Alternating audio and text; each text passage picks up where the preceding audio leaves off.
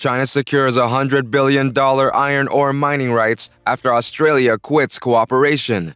China is making headway on the development of a massive mine in the African country of Guinea, which might be operational by 2025. In this video, we'll talk about how China secures $100 billion iron ore mining rights after Australia quits cooperation. Although being the world's second largest economy, China's industrial technology is lacking. Thus, the country requires a large amount of iron ore each year. China and Australia have had a difficult relationship in recent years. To minimize dependence, China began reducing imports of Australian iron ore and subsequently collaborated with Brazil and Mongolia. Something shocking happened not long ago that stunned Australia, and the German media even referred to China as quite lucky. The reason for this is that Guinea offered China a large present by handing over the mining rights to the Guinea Simandou Iron Mine, which belonged to Australia. The amount of iron ore mined in Australia's Guinea Simandou Iron Mine exceeds 1 billion tons, and the value of 1 billion tons of iron ore exceeds 200 billion USD. This large gift from Guinea immediately benefited China to the tune of more than 100 billion USD. So, why did Guinea cut ties with Australia before handing over mining rights to China? We are all aware that China has been assisting Africa's development, with Guinea being one of the benefactors.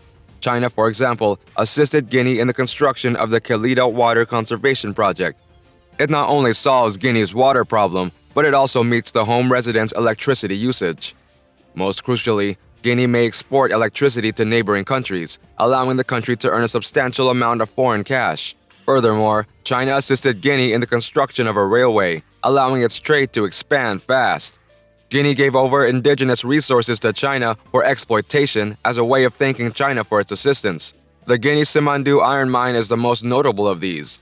China's Simandou Iron Mine is located in the country's southeast. Despite how it's far from the port, the land transportation infrastructure is deplorable.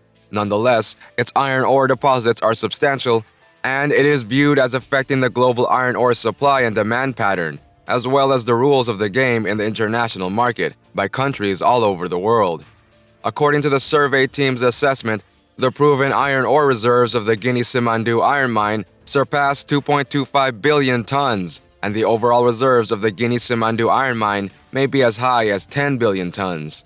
Most crucially, the grade of the Guinea Simandou Iron Mine is between 66% and 67%, and the mine quality is among the best in the world. Guinea Simandou Iron Mine has long been the major cake that international mining giants vie for due to its high commercial mining value. According to the poll, 3 corporations possess the majority of the shares in Guinea Simandou Iron Mine. Rio Tinto owns 45%, China Chinalco owns 40%, and the Guinean government owns 15%. China, the world's top importer of iron ore, has imported 75 million tons of iron ore per month since 2015. Australia and Brazil are the primary importers of iron ore for China. Every year, China imports 724 million tons of iron ore from Australia, accounting for almost 70% of China's total iron ore imports during the same period.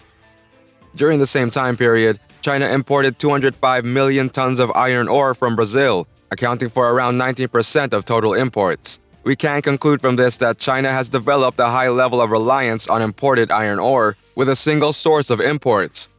Every year, China can extract 100 million tons of iron ore from the Guinea Simandou Iron Mine. To some extent, the iron ore import crisis has been alleviated, and China has gradually begun to gain iron ore pricing power, reversing the passive position in the international iron ore market.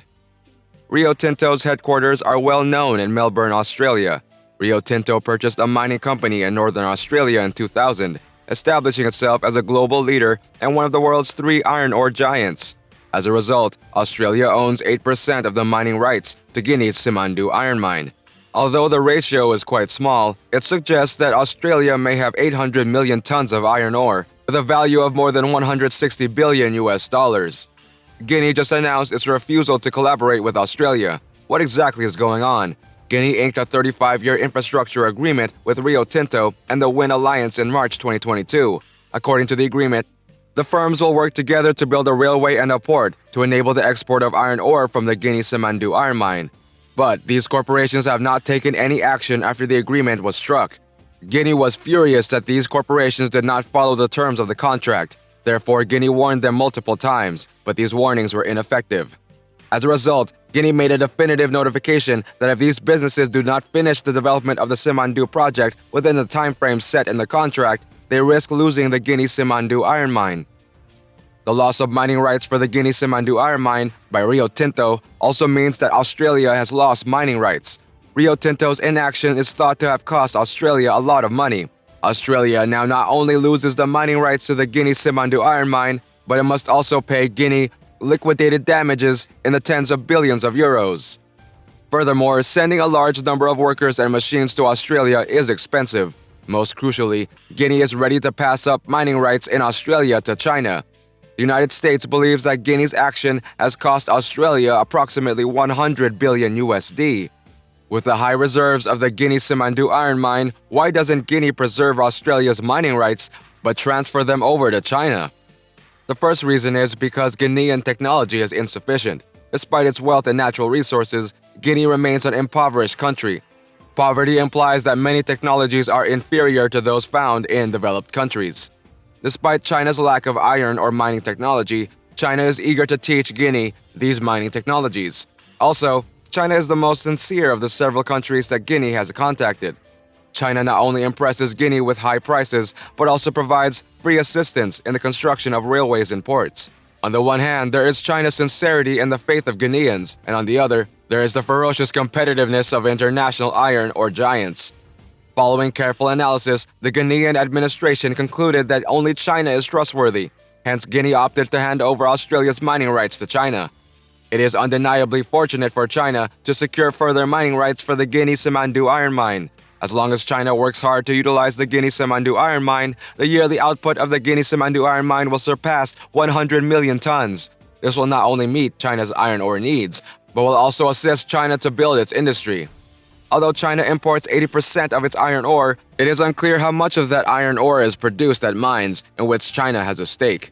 Kurtz says that he would anticipate a challenge for China in finding markets other than Australia, and says this would be surreal within the next 5 years.